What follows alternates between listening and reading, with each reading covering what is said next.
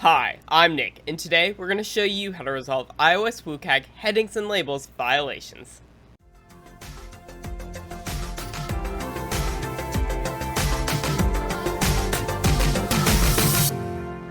WCAG 2.4.6, titled Headings and Labels, states that headings and labels describe topic or purpose. The intent of this success criterion is to help users understand what information is on the screen and how that information is organized. When headings and labels are clear and descriptive, users can find the information they seek more easily and can understand the relationships between different parts of their content more easily. Descriptive headings are especially useful for users who have disabilities that make reading slow or for people with limited short-term memory.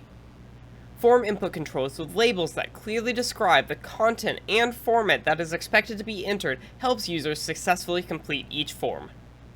For more details on the specifics of WCAG headings and labels violations, check out this link here. Link also in the description down below.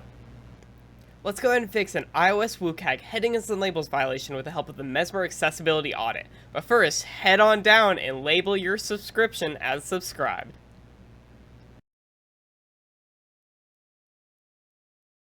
Here we have a headings and labels violation. We can explore the app map of our application to find the screen containing this violation. Now that we know where the violation is located, let's pull up our emulator so we can take a better look. From our emulator, we can clearly see that this label is super unclear. I have no idea what we're supposed to input. Let's take a look at the code to see if we can make this more descriptive of topic or purpose. Let's improve this label to be conformant with WCAG headings and labels. First, we can add a purpose, so DOB, to say date of birth, but this might not be clear to all users. We can expand upon this by saying the full phrase, date of birth. But once again, there's still a little bit of room for improvement.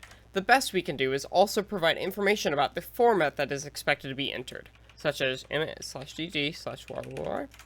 And just like that, we can improve our label to be much more descriptive of not only topic purpose, but also format, thus resolving this violation.